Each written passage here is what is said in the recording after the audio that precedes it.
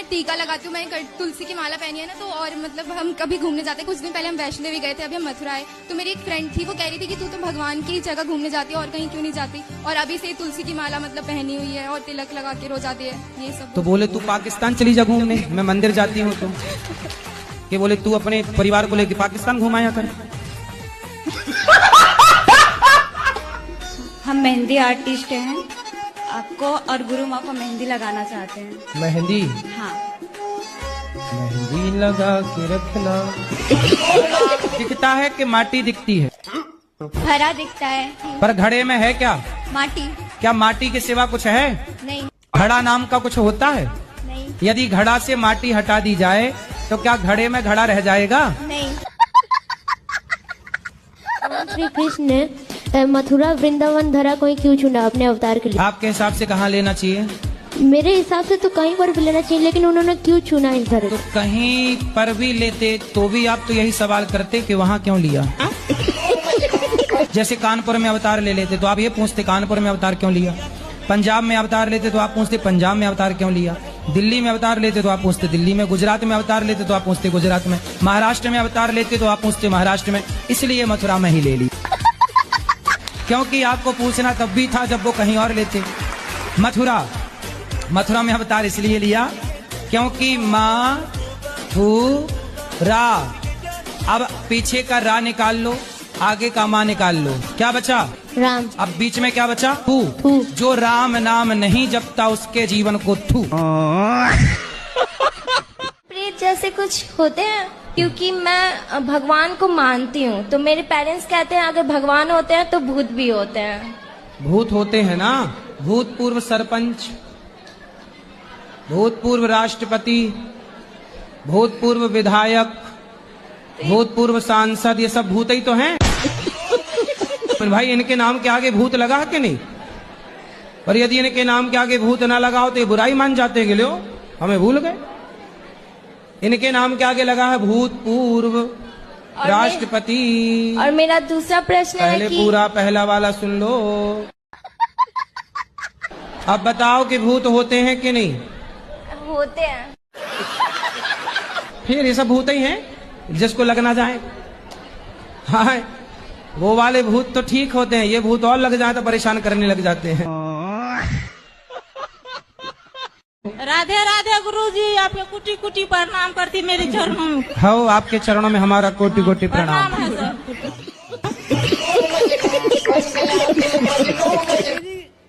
गुरुजी कोटि कोटि धन्यवाद, तुम्हारे चरणों में मेरा सिर है। आपके चरणों में कोटि कोटि प्रणाम। कोई आपको आई लव यू कहे, तुरंत 10 का 10 उसका आई लव यू उसके मुंह पे मारो, ले। और कोई लड़की आई लव यू कहे, आजकल लड़कियों का तो आई लव यू लो ही मत। इनका आई लव यू 25-30 लाख से उतारेगा। खेत वे सब बिक जाएगा, तुम्हारा बाप कंगाल हो जाएगा आई लव यू के चक्कर में। पहले आई लव यू बोलती है, बाद में तलाक के कागज बोली 20 लाख दो। इसलिए लड़कों को बिल्कुल सावधान, लड़कियों का आई लव यू तो लो ही मत। बाहर दरवाजे पे लिख दो, कृपया अपना आई लव यू अपने पास रखें। कितने लड़के बेचारे शादी करके और फिर उसका मेंटेनेंस दे रहे हैं और वो दूसरे के संग मौज कर रही है, मेंटेनेंस इससे ले रही है, और 10 लाख 20 लाख 50 लाख। आजकल सबसे बढ़िया धंधा क्या है? तलाक। कहाँ से मिलता है? जहां से सुख मिलता है। बेटा हुआ, बड़ा सुख मिला, मेरा बेटा हुआ, बेटा बेटा बेटा बेटा बेटा बेटा अच्छा है अभी, और बाद में जब लुगाई आएगी और पत्नी को लेके भाग जाएगा तब रोगी, चला गया बेटा सुनता नहीं है, बात नहीं करता। ये प्रकृति का नियम है, जहां से सुख मिलेगा वहीं से दुख मिलेगा। सुख मिला, कैसी है बहू? बहू तो चंद्रमुखी है। साल भर बाद पूछा कैसी है? बोले ज्वालामुखी है। तो जहां से चंद्रमुखी था वहीं से ज्वालामुखी है। तो जो सुख दे रही थी वही, ये प्रकृति का नियम समझो आप लोग, कि जहां से सुख होगा वहीं से दुख हम मिलेगा। पढ़ने जाते हैं, मन भी लगता है, मगर पढ़ने के बाद जैसे ही कोचिंग से निकलते हैं उसके बाद हमारा पढ़ाई जो हुआ भूल पड़ जाते हैं। आपको गोबर उठाना अच्छा लगता है? बिल्कुल नहीं गुरुजी, झाड़ू लगाना? बिल्कुल नहीं। तो पढ़ाई नहीं करोगे तो यही काम करना पड़ेगा। पढ़ाई करते हैं गोबर गुरुजी। उठाना पड़ेगा, झाड़ू लगाना पड़ेगा। पढ़ाई तो इसलिए करते हैं। पढ़ लो तो आपके काम आएगा, वरना ये झाड़ू पोछा भी सीख लेना। नहीं पढ़ोगे तो ये करना पड़ेगा। पढ़ाई तो करते हैं मगर भूल जाते हैं कोचिंग से निकलते ही। आप यहाँ से कहाँ जाओगे? घर जाएंगे। घर जाना भूलते हो? हाँ घर जाना भूलते हो क्या? बिल्कुल नहीं। जब घर जाना नहीं भूलते तो पढ़ करके भूल क्यों जाते हो? क्योंकि घर को अपना मानते हो और पढ़ाई को अपनी नहीं मानते, अपनी जिम्मेदारी नहीं मानते। इसलिए इस पढ़ाई को भी जिम्मेदारी से किया करो। जी गुरुजी। ठीक है, फिर नहीं भूलोगे। राधे राधे। मुझे गुरुजी प्रधानमंत्री बनना है। तो इसके लिए मुझे अपने अंदर कौन से गुण समाहित करने हैं ये बताइए। वाह, प्रधानमंत्री बनना है? अरे कोई बड़ी बात नहीं, बन जाओगे। आज इस प्रश्न के लिए मैंने अपना बीए का पेपर छोड़ दिया। पुत्र को संस्कारी बनाना पिता का काम है, माँ का काम है पाल पोस के बड़ा कर देना, अपनी जिम्मेदारी माँ करती है। पर संस्कार देना पिता का काम है। माँ का भी काम है, पर माँ से ज्यादा जिम्मेदारी पुत्रों की पिता की होती है, क्योंकि तुम्हारे नाम से कल वो आगे समाज में घूमेगा। इसलिए उसे लायक बनाना है या नालायक, ये पुरुषों की जिम्मेदारी है। और याद रखना, आप कहते हो ना कि हमारा बेटा सुनता नहीं है, हमारा बेटा सुनता नहीं है। याद रखना, किसी का बेटा नहीं सुनता और कभी नहीं सुनेगा। बच्चे सुनते नहीं हैं, बच्चे देखते हैं। बच्चे सुनकर नहीं सीखते, बच्चे माँ बाप के व्यवहार को देखकर सीखते हैं। और आप क्या कहते हैं? सुनो सुनो बेटा सुनो। नहीं, क्यों सुनेगा वो तुम्हारी? तुमको देखेगा वो। जो तुम करते हो वो बच्चा करेगा। तुम पूजा करोगे तो बच्चा पूजा करेगा। तुम सिगरेट पियोगे, बच्चा सिगरेट पिएगा। तुम शराब पियोगे, बच्चा शराब पिएगा। तुम झूठ बोलोगे, बच्चा झूठ बोलेगा। और तुम सच बोलोगे, तुम्हारा बच्चा सत्यवादी होगा। राधे गुरुजी। जी जी। गुरुजी के चरणों में चरण स्पर्श। हेलो हेलो गुरुजी, राधे राधे। गुरुजी के चरणों में राधे राधे।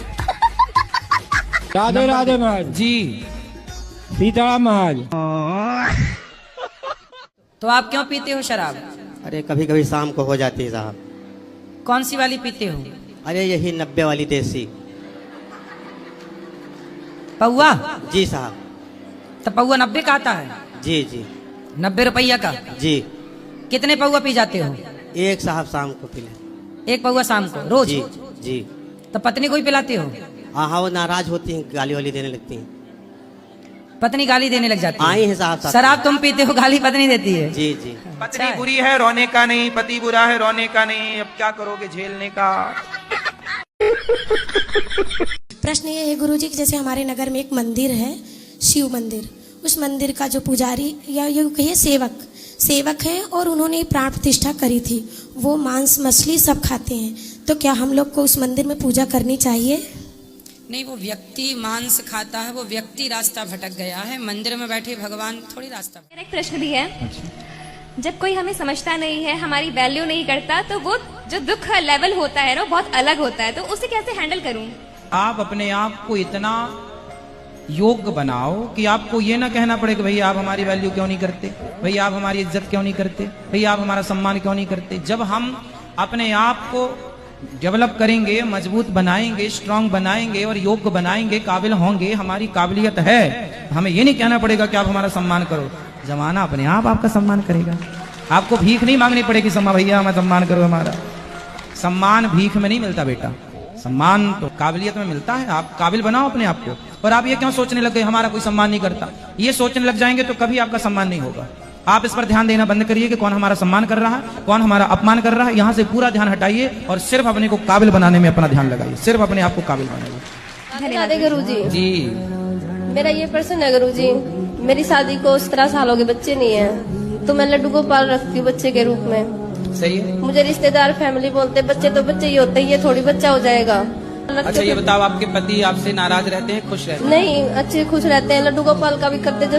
क्यों नहीं होता बच्चा? इसका भी एक कारण है। जिसके सिर पर ऋण होता है भगवान उससे बच्चा देते हैं। कि सिर का ऋण उतारने बच्चा, माँ बाप का ऋण बच्चा उतारता है। तो जिस जो ऋणी थे उन्हें भगवान ने बच्चा दे दिया।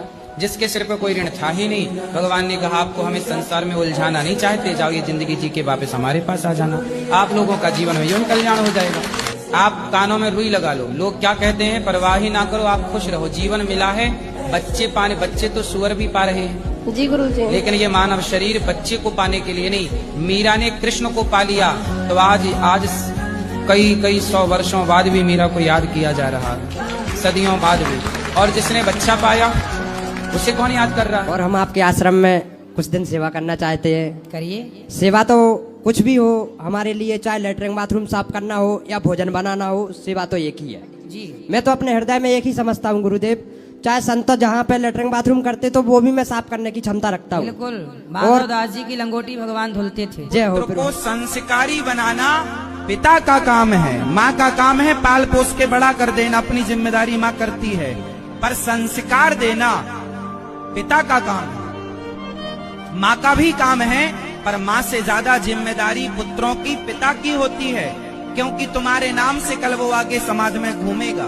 इसलिए उसे लायक बनाना है या नालायक, ये पुरुषों की जिम्मेदारी है। और याद रखना, आप कहते हो ना कि हमारा बेटा सुनता नहीं है, हमारा बेटा सुनता नहीं है, याद रखना किसी का बेटा नहीं सुनता और कभी नहीं सुनेगा। बच्चे सुनते नहीं हैं, बच्चे देखते हैं, बच्चे सुनकर नहीं सीखते, बच्चे माँ बाप के व्यवहार को देखकर सीखते हैं। और आप क्या कहते हैं, सुनो सुनो बेटा सुनो, नहीं क्यों सुनेगा वो तुम्हारी, तुमको देखेगा वो, जो तुम करते हो वो बच्चा करेगा। तुम पूजा करोगे तो बच्चा पूजा करेगा, तुम सिगरेट पियोगे बच्चा सिगरेट पिएगा, तुम शराब पियोगे बच्चा शराब पिएगा, तुम झूठ बोलोगे बच्चा झूठ बोलेगा, और तुम सच बोलोगे तुम्हारा भगवान बच्चा को पाने के लिए हमको इसी जन्म में ऐसा क्या करना चाहिए कि मतलब हम भगवान को पा सकें? Good question. पा सकते क्या, पा लिया आपने? आपने नहीं पाया भगवान को? जी मतलब आपने भगवान को पाया कि नहीं? जी हाँ। अभी कह रहे थे नहीं पाए। जैसे देखना, अगर भगवान को देखना है, आपके घर में आसपास मंदिर है? जी हाँ। तो मंदिर में जाके देख लेना भगवान को। मंदिर में भगवान नहीं बैठे क्या? जी, कौन बैठा है? भगवान ही है। यदि भक्ति और निष्ठा प्रहलाद जैसी है तो हर पत्थर से भगवान प्रकट हो सकता है, और निष्ठा नहीं है तो फिर कुछ भी कर लो, कुछ भी नहीं। समझाओ, वो विचलित होता ही रहता है, चंचल होता रहता है। जैसे समर्पण एक स्त्री का है कि विवाह के पहले वह किसी पिता की बेटी थी जिसका नाम शीतल था, पर विवाह के बाद उस शीतल नाम की बेटी को उसके पति ने, उसके सास ने, ससुर ने जो नाम दिया उसने अपने नाम को खो दिया। पिता का गोत्र समाप्त हो गया, पति के गोत्र से जानी और पहचानी जाएगी। जिसने अपने को जीरो कर दिया, सरेंडर कर दिया, खुद का नाम खत्म, खुद का गोत्र खत्म, खुद की जाति खत्म, खुद का परिचय खत्म, अब पति के परिचय से उसका परिचय होगा। इससे बड़ा समर्पण क्या हो सकता है? जितना बड़ा समर्पण एक नारी का नर के लिए है, इतना ही बड़ा समर्पण यदि भक्त का भगवान के लिए हो जाए तो उसका कल्याण हो जाएगा। इस धरती पर समर्पण की प्रतिमूर्ति कोई है तो एक अच्छी पतिव्रता नारी है।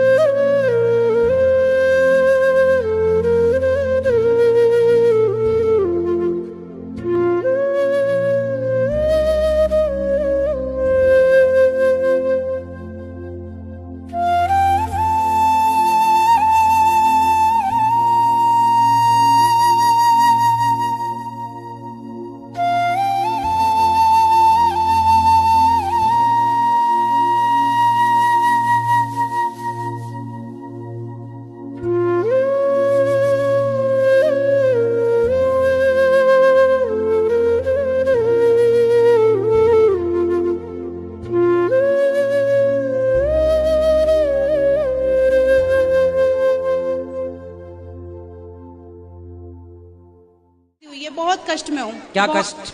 कष्ट, पति मेरे साथ नहीं है।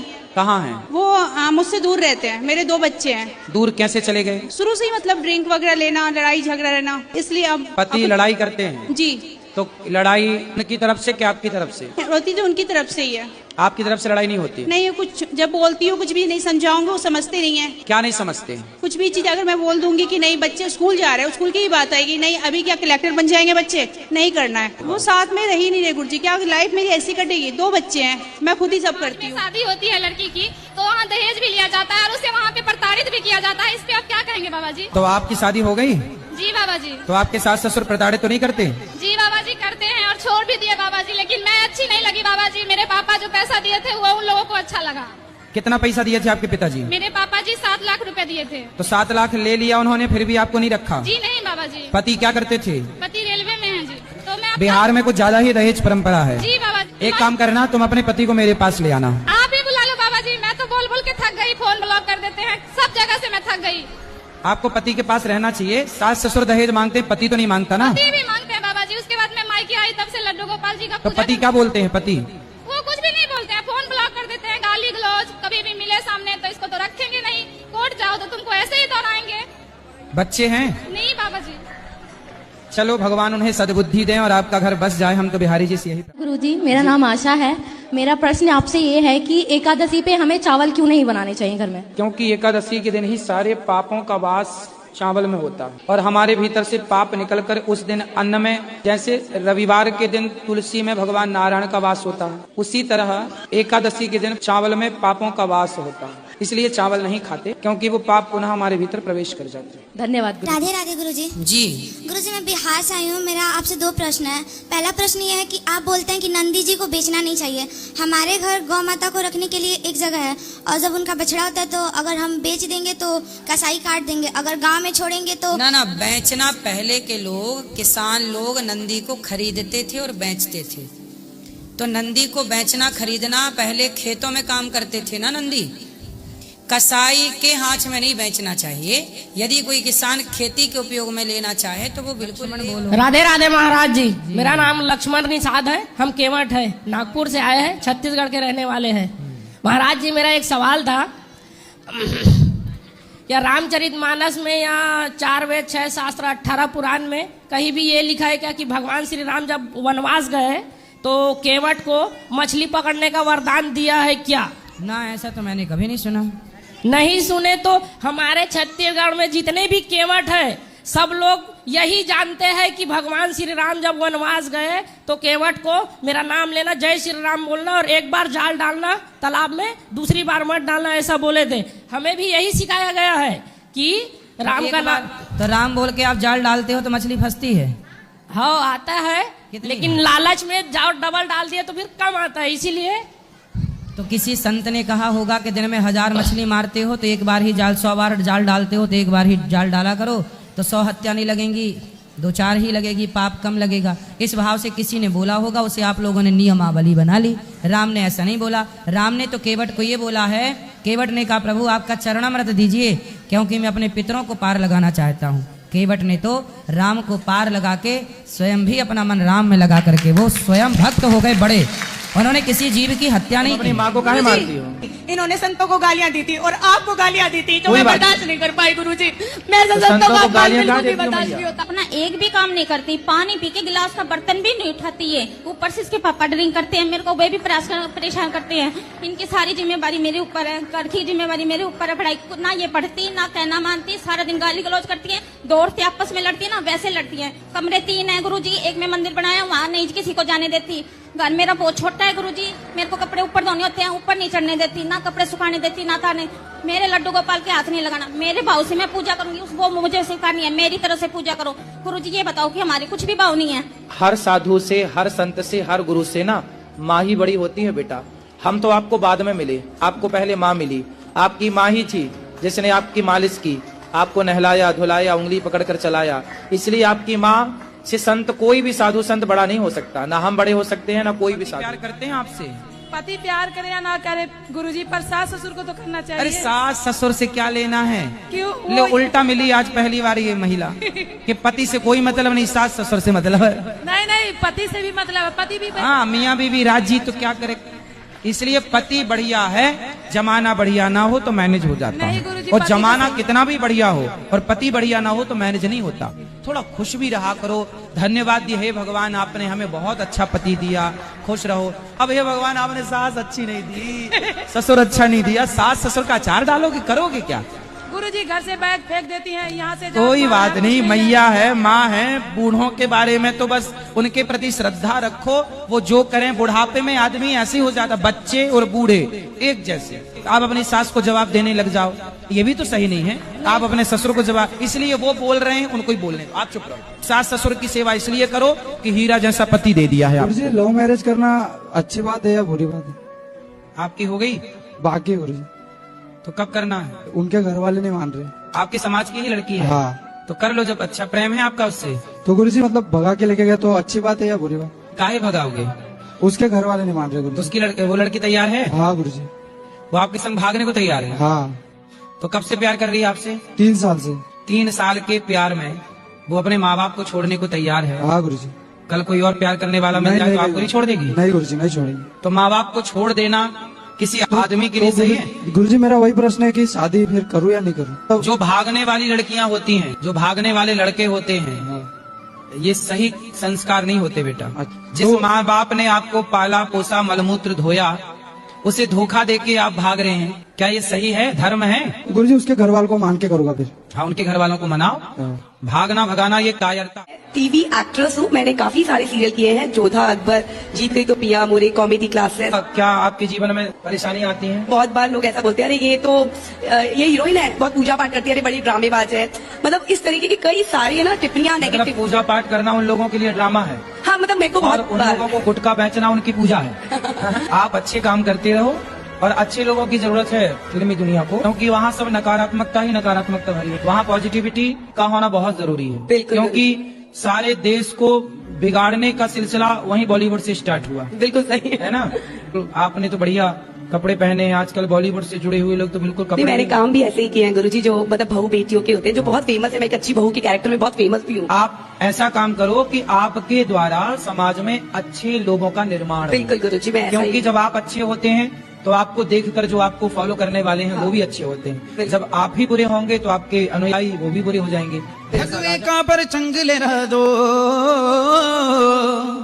राम नाम का जिकारा लगा दो। भगवे का पर चंगले रह दो, राम नाम का जिकारा लगा दो, सारे जग में गूंजे नाम।